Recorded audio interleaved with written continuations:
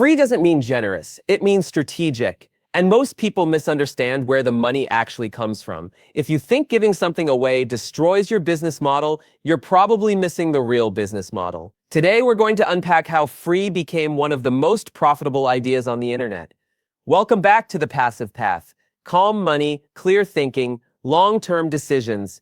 This episode is about free as a business strategy, not as charity, not as a gimmick. And to help us do that, I'm joined by a fictional guest, basically a character built to represent the ideas we're discussing today.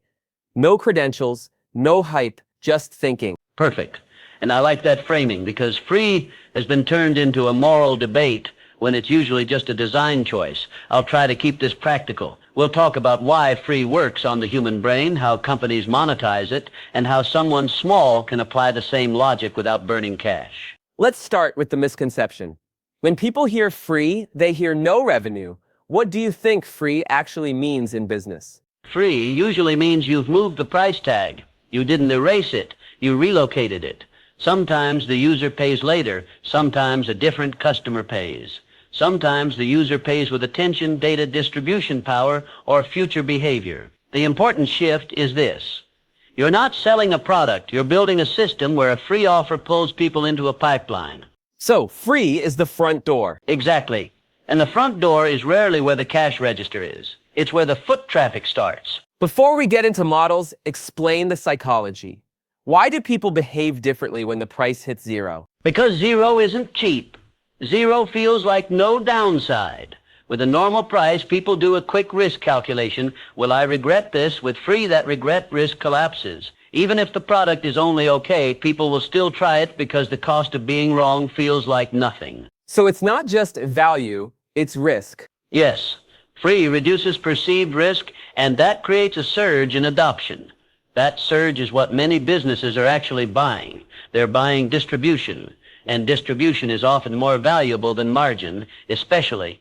That leads to the big question. If you're not earning money on the free thing, how do you earn money at all? There are a few classic patterns. Let's keep it clean and organized. 1, free to build traffic, then monetize the traffic. 2, a cheap or free bait product, then cross-sell the profitable add-on. 3, freemium, free-based product, paid upgrades. And 4, free combined with finance, where the money is made through time, float, or investment. Let's take them one by one. Model 1, monetize traffic. What does that look like in real life? Think of anything that gives you a useful tool for free. A browser, a map, an email service, a content platform, a free app.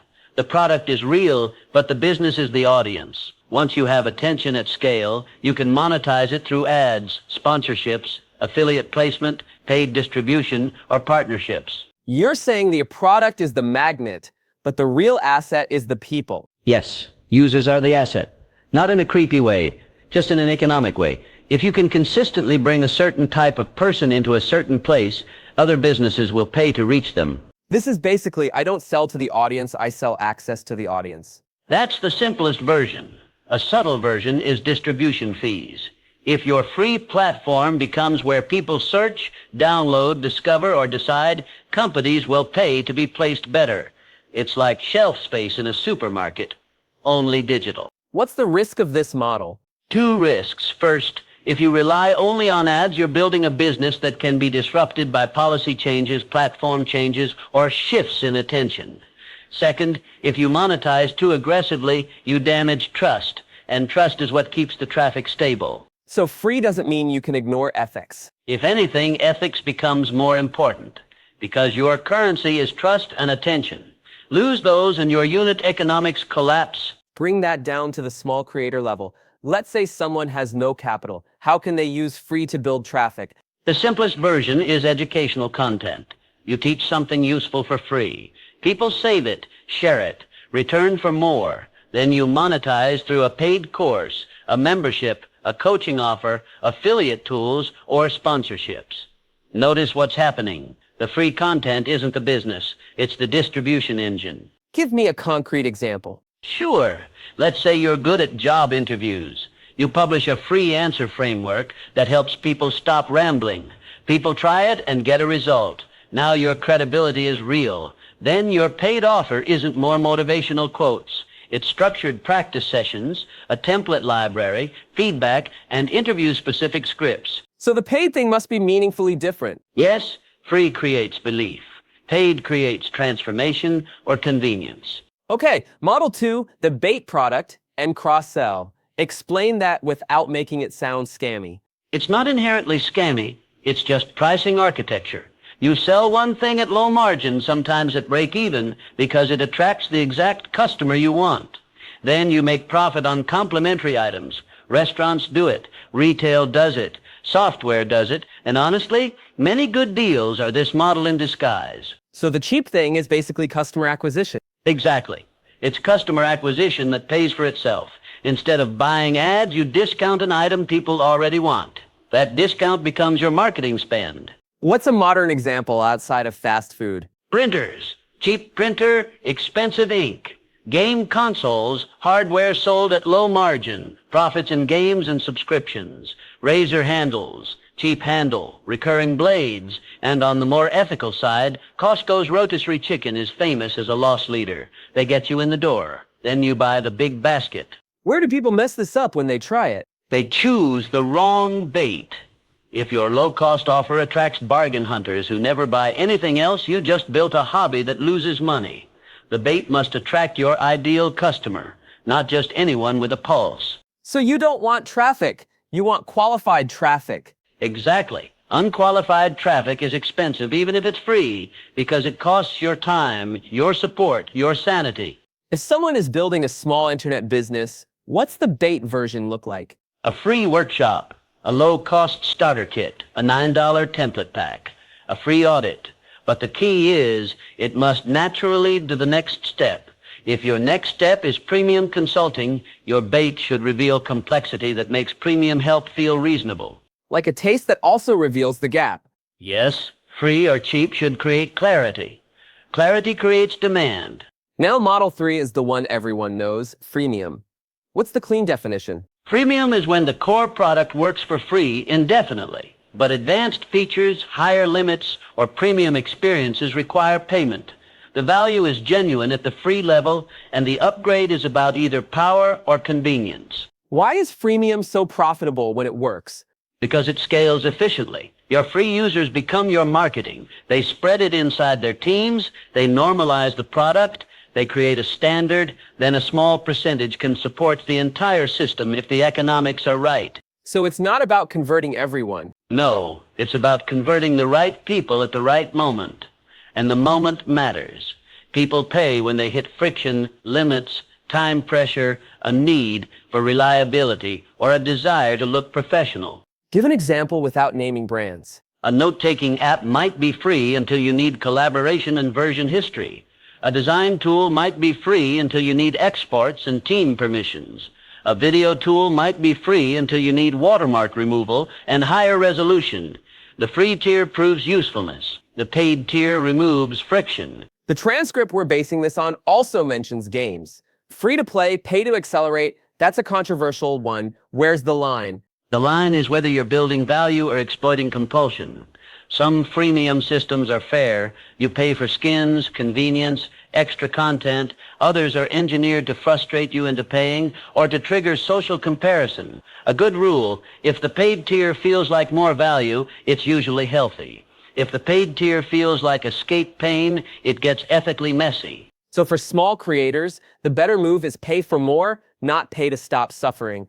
Exactly. Make the free tier helpful. Make the paid tier deeper. Let's shift to the most interesting one. Model 4, free combined with finance. What does that even mean? It means you can offer a service for free because you earn money on the time value of money. If customers prepay, deposit, or lock funds with you, you can generate returns on that pool of money, even if you later return the principal. This is often called float. So you're earning on the gap between when you receive money and when you have to give it back. Yes, and it's one of the oldest, quietest business models in the world. Insurance is a classic example. Premiums come in, claims are paid later, the company invests the float in the meantime.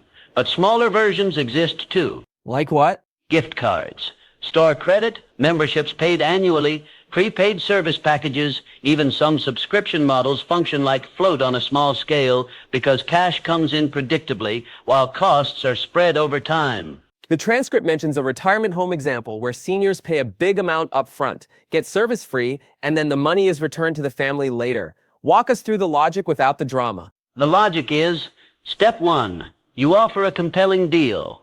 We'll provide the service with no monthly fee. Step 2, you require a large upfront payment that you promise to return later. Step 3, you invest or earn interest on that money during the years it sits with you. You can fund operations using the returns. And inflation quietly works in your favor because the nominal amount you return later is worth less in purchasing power. That sounds powerful. Also risky. Very risky if done irresponsibly. You need legal structure, liquidity management, and ethical clarity. If you promise return of funds, you must be able to honor it under stress. Otherwise, you're basically running a fragile system that breaks in a downturn. So the lesson is not copy this tomorrow. The lesson is money has time. Yes, time is a lever, and the best businesses understand that the timing of cash flows can be more important than the headline price. Let's connect all four models. There's a common thread here. Is it fair to say free is a way to reduce friction at the start? That's a great way to say it. Free reduces friction. It increases trial. It increases adoption. But then you need a monetization path that is clear, ethical, and economically sound.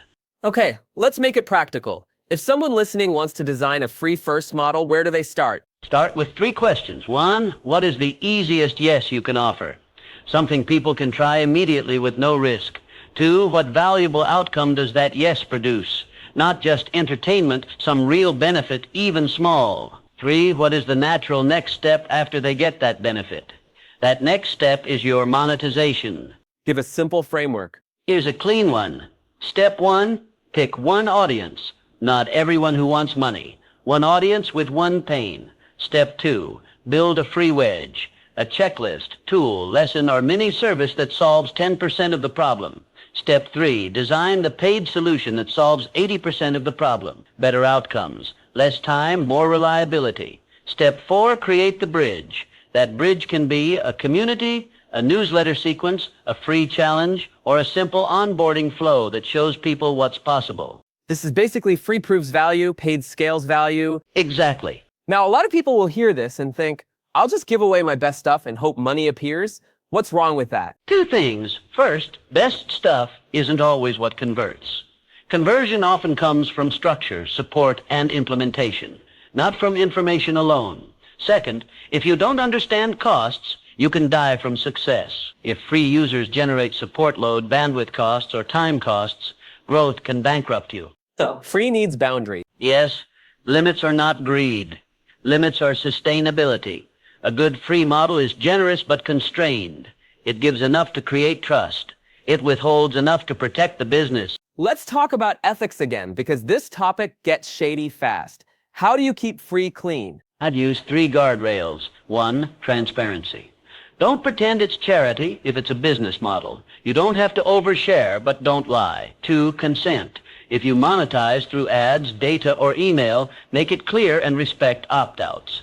3, dignity. Don't design your product to exploit anxiety, shame, or addiction.